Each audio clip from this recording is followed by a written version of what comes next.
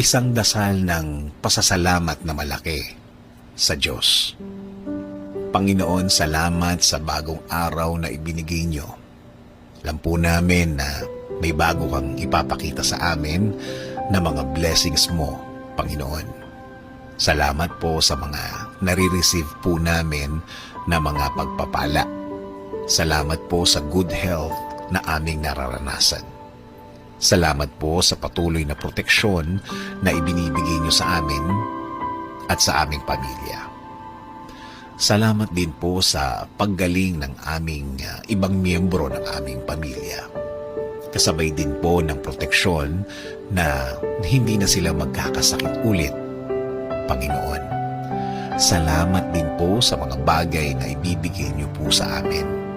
Alam po namin na ang timing niyo po ay perfect timing, Panginoon.